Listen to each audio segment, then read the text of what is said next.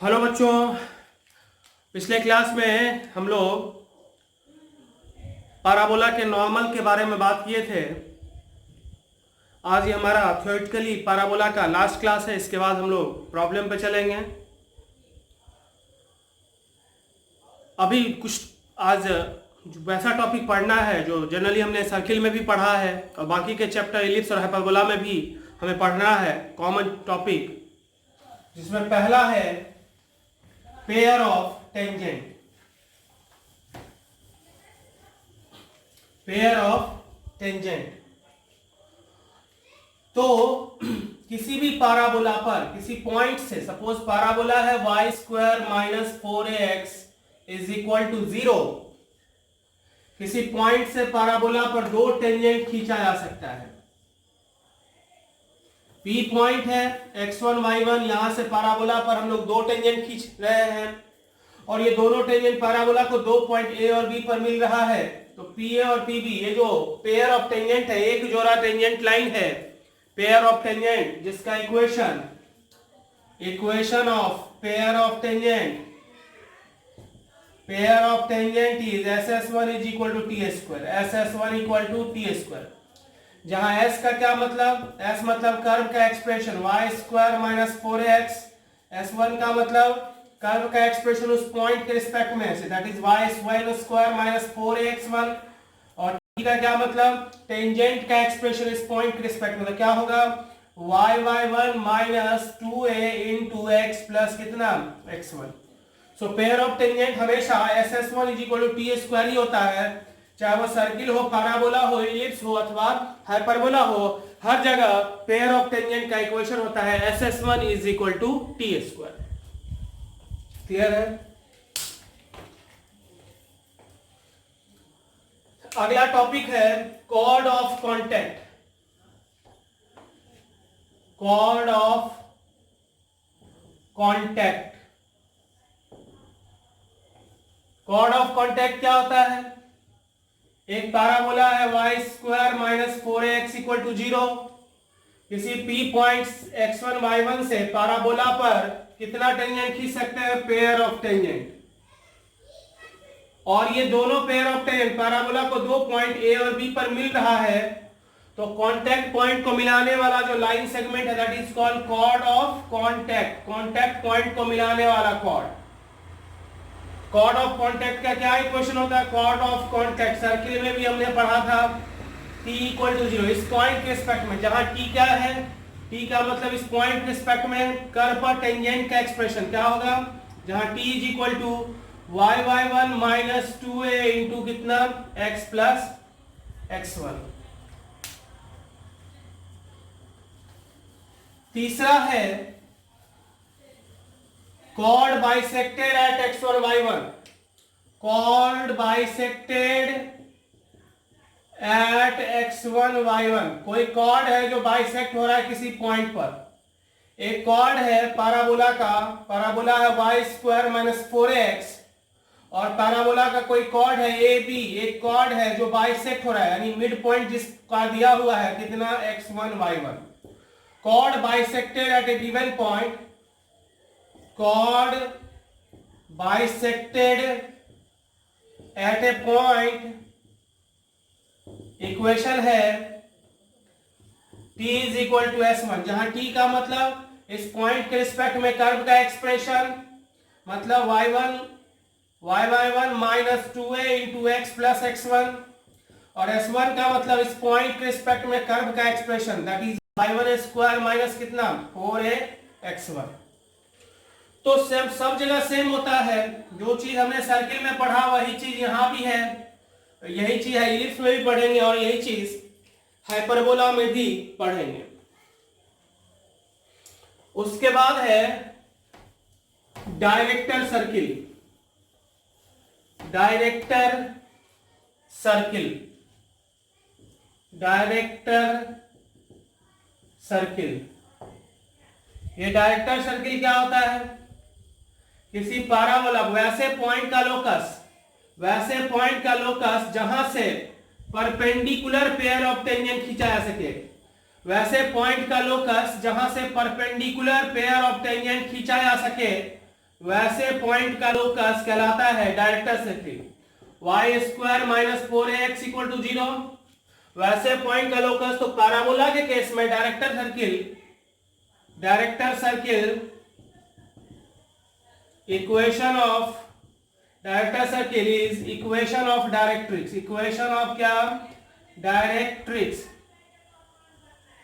Parabola directrix के किसी भी पॉइंट से अगर पैराबोला पर पेयर ऑफ टेंजेंट खींचा जाए तो उस केस में एंगल कितना बनेगा? 90 डिग्री। डायरेक्टर सर्किल वैसे पॉइंट का लोकस है जहां से परपेंडिकुलर पेयर ऑफ टेंजेंट खींचा जा सके। मतलब जिस पॉइंट से अगर पेयर ऑफ टेंजेंट खींचे तो उसके बीच का एंगल 90 डिग्री हो, तो वो पॉइंट होता है डायरेक्ट्रिक्स पर का सारा पॉइंट। पैराबोला के डायरेक्ट्रिक्स पर के किसी भी पॉइंट से अगर पेयर ऑफ टेंजेंट खींचा जाए तो उसके बीच का एंगल कितना होगा? 90 डिग्री। तो किसी भी पैराबोला के लिए डायरेक्टर सर्किल उसका क्या होता है? Directrix. Thank you.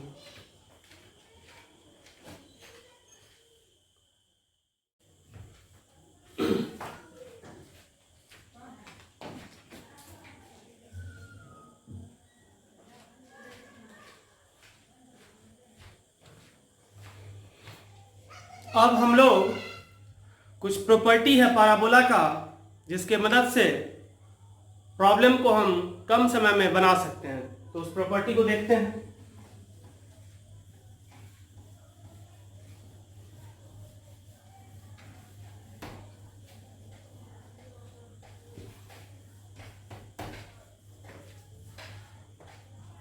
Properties.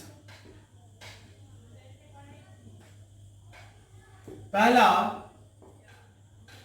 Axis के पैरेलल कोई भी रे ऑफ लाइट जब इंसिडेंट होता है पैराबोला पर, एक्सिस के पैरेलल कोई भी रे ऑफ लाइट जब इंसिडेंट होता है पैराबोला पर, तो रिफ्लेक्शन के बाद ट्रांस हो जाता है फोकस से। और फोकस से पास करते हुए कोई रे ऑफ लाइट जब इंसिडेंट होता है पैराबोला पर, तो रिफ्लेक्शन के बाद एक्सिस के पैरेलल जाता है। एक्सिस के पैरेलल कोई रे ऑफ लाइट जब इंसिडेंट होगा, एक्सिस के पैरेलल जब कोई रे ऑफ लाइट इंसिडेंट होगा तो रिफ्लेक्शन के बाद फोकस से गुजरेगा। और फोकस से पास करते हुए कोई रे ऑफ लाइट जब इंसिडेंट होता है पैराबोला पर, तो रिफ्लेक्शन के बाद एक्सिस के पैरेलल जाता है। पहला। दूसरा, ये पैराबोला है और पैराबोला के किसी पॉइंट पर ये टेंजेंट लाइन सपोज हमने खींचा। वैसे तो टेंजेंट लाइन का लेंथ इनफाइनाइट होता है, तो टेंजेंट लाइन का वो पोर्शन जो पॉइंट ऑफ कांटेक्ट और डायरेक्ट्रिक्स के बीच में है, डायरेक्ट्रिक्स, और ये tangent at vertex. Tangent line का वो पोर्शन जो पॉइंट ऑफ कांटेक्ट और डायरेक्ट्रिक्स के बीच में है, वो पोर्शन 90 डिग्री एंगल बनाता है। कहां पर? फोकस पर। Portion of the tangent line between point of contact and directrix makes 90 degree at the focus. तीसरा प्रॉपर्टी,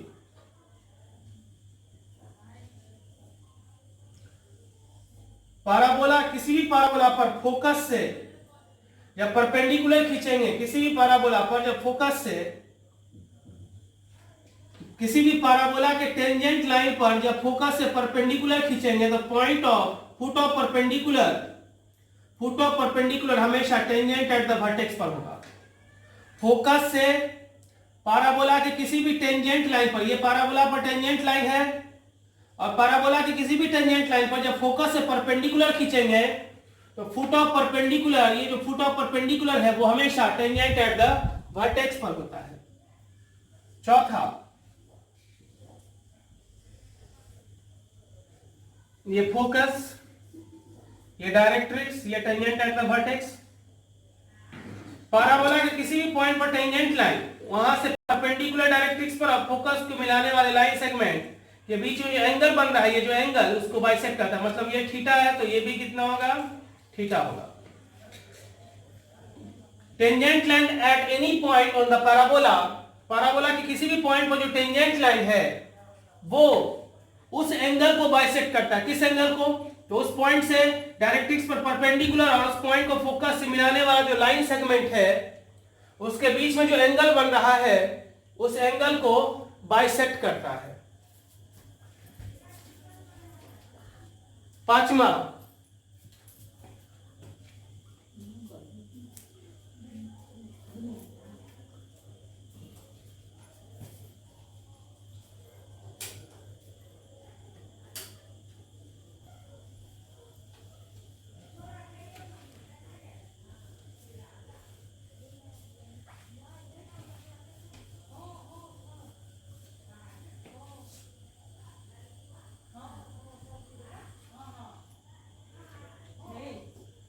किसी पैराबोला पर के डायरेक्ट्रिक्स से जब पेयर ऑफ टेंजेंट खींचेंगे तो वो एंगल हमेशा,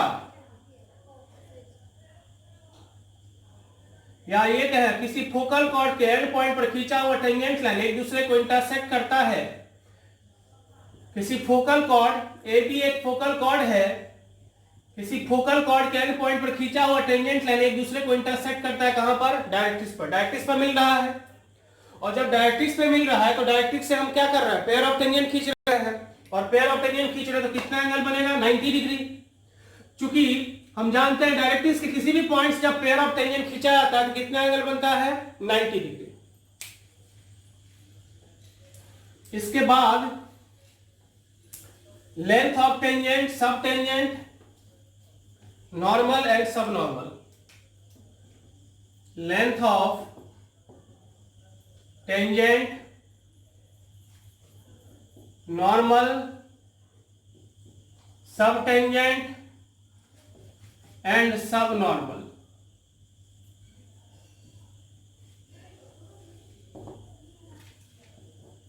ये एक पैराबोला है। पैराबोला है, किसी भी पॉइंट पर हमने टेंजेंट लाइन खींचा, जो एक्सिस को ए पॉइंट पे मिला, इस पर नॉर्मल खींचा, जो एक्सिस को बी पॉइंट पे मिला, और यहां से हम परपेंडिकुलर खींच दिए, सपोज सी है। तो लेंथ ऑफ टेंजेंट का क्या मतलब? लेंथ ऑफ टेंजेंट का मतलब portion of the tangent line between point of contact and axis. Length of tangent मतलब टेंजेंट लाइन का वो पोर्शन जो पॉइंट ऑफ कांटेक्ट और एक्सिस के बीच में है। Portion of tangent line between point of contact and axis. Length of normal क्या होता है? तो यहां पर ये कितना के बराबर है? पीए के। लेंथ ऑफ नॉर्मल का मतलब portion of normal line between point of normal and axis, that is equal to कितना? पीबी। और लेंथ ऑफ टेंजेंट का प्रोजेक्शन एक्स एक्सिस पर, length of sub tangent. Length of sub tangent का मतलब it is length of projection. Length of projection क्यों? क्योंकि projection minus में भी होता है, इसलिए length of projection of length of tangent on X axis.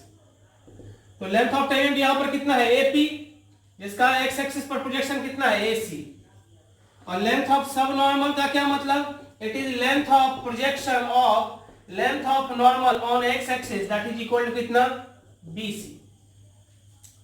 अब हम लोग सपोज ये पॉइंट मान लेते हैं x1 y1, और ये पैराबोला जो भी है suppose y square equal to कितना? 4x। इस एंगल को अगर थीटा मान लें तो ये एंगल कितना है? 90। तो ये एंगल कितना बचेगा? 90 माइनस थीटा। ठीक है, तो पहले हम लोग लेंथ ऑफ सब टेंजेंट और लेंथ ऑफ सब नॉर्मल निकालते हैं। ये हो जाएगा लेंथ कितना? मॉड y1, और ये एंगल कितना है? थीटा। तो AC निकालना है तो tan थीटा लगाते हैं।